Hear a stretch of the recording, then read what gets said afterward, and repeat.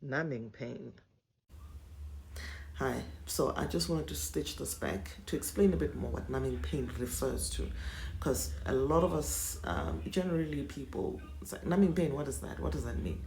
Apologies to persons with hearing impairments of different range to hearing or who are deaf. It's silly me saying this because they wouldn't be able to hear. I'll put it in the captioning of the video. I always try to be as inclusive as possible in my content. That's why I do a lot of captions in my videos. Sometimes I can't do it, especially today because I'm going through high levels of numbing pain in a variety of my joints throughout my body. Right. So I want to make examples just to have a better understanding of what numbing pain is. All right. So you know when you have bumped your elbow bone against the hard surface and you get that weakening pain. It's like it's painful, but yeah, your arm and your elbow become so weak. That's what numbing pain. That's one of the examples I can use. Another one, you know, when you're working on a carpeted area and then you start touching a stainless steel door or the inside of a washing machine and you get choked. So it's almost like a choking feeling. It's painful, but it also destabilizes you or something like that. And another reference I can make is, you know, some women in South Africa carry tasers. So if you've been tased, that's what numbing pain feels like. I remember I went to a prank shop and they had gums, and I thought they were gums. They were, it looks like a gum, but you touch it, it chokes you. Very painful. Um, so that's what numbing pain is. That's sort of the examples I can use. It wasn't the first time that I experienced this sort of pain with rheumatoid arthritis. The first time I really experienced this pain was when I had my incident with which caused slip discs or herniated discs, and this is what that is. I, I I've said in some videos that I used to be a very physically active person. Loved walking, didn't really like running, but walking was my thing. And I've never really went to the gym. I've had gym membership once, but I really preferred working out at home. So I once purchased an exercise device, and how it worked, some of you might know it, is, you know, when you're going up, I forgot that exercise where you're on the floor and you come up with your back and you punch as you come up. So I was punching and twisting, going down, twist, punch. And I was quite unfit, you know, because my core muscles were not strong enough, and I heard it. It was more like something like that, and I thought it was my muscles. Little did I know that I caught slip discs in some parts of my spine, and what it is, you know, those rubbers in between the spinal cord that protect the bone on bone action. Um, they cracked. I don't know if crack is a correct word, and then it kind of slips out a little bit. And the juice that runs through your spine touches the nerves, sciatic nerve. Whoa, that stuff is painful. It's a sort of pain that affects you mentally. And in my case, I could not walk. I experienced not being able. I experienced pain the following day on my back, and after the incident, maybe 3-4 days afterwards or something like that. But after a week, I could not walk. That's how bad it was, and I couldn't move the upper part of my body. And I needed to go and get it dissolved. I used to go to an acupuncturist. I used to do physiotherapy, swimming, hydro exercises that really helped.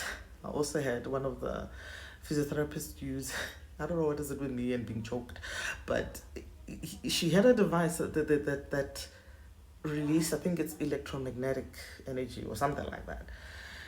But that was terrible. It didn't really work for me.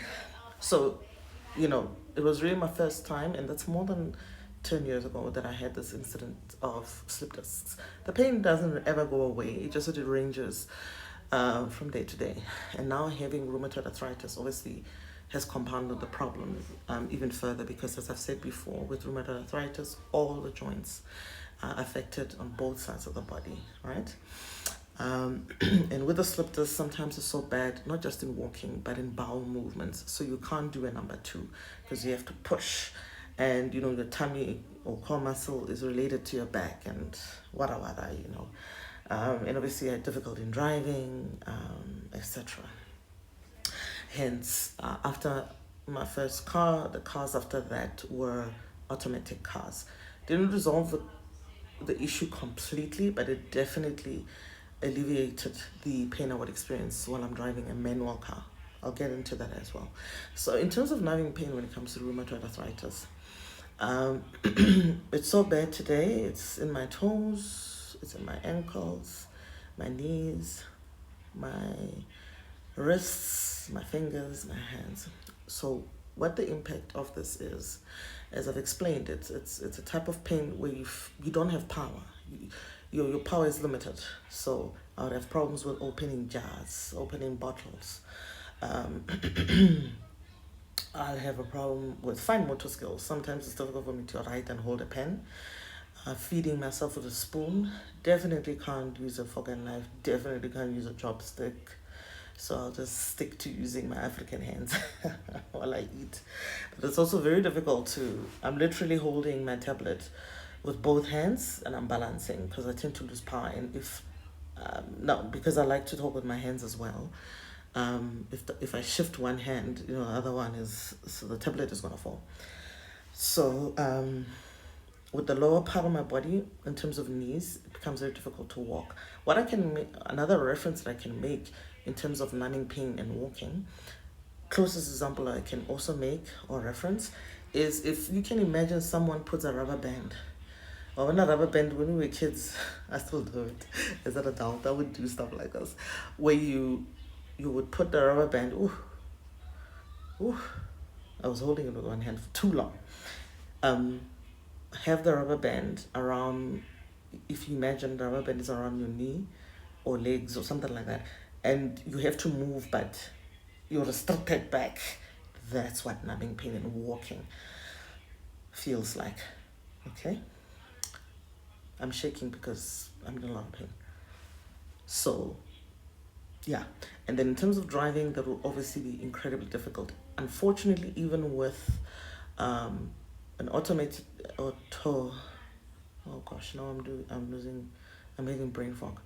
Even with an automatic car, it's difficult for me to drive when I have numbing pain because I don't have the power to step on the pedals, on the brake and the accelerator. So a modified car would be best in this case.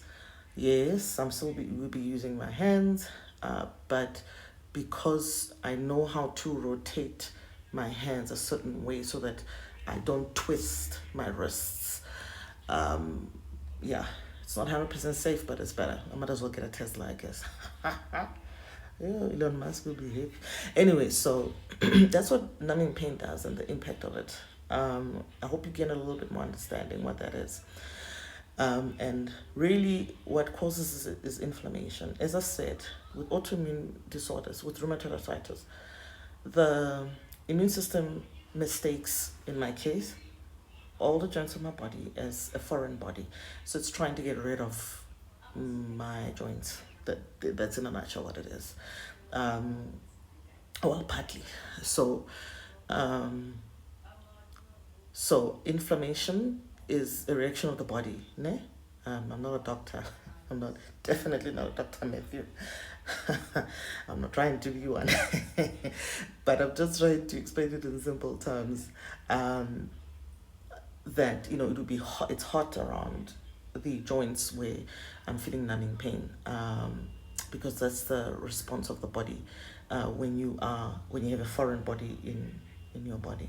Oh my gosh, I need to end this video. So I hope you gain a little bit more understanding. And with this type of pain, really, even if I take painkillers, it doesn't resolve the underlying issue of my immune system. The injections that I take are supposed to target that. And I've said before, medication sometimes just works a couple of days. Sometimes it's like, oh, okay, it's working pretty well. It's consistent. Then sometimes out of the blue, it's just, frustrating. So I inject on Tuesdays and Fridays.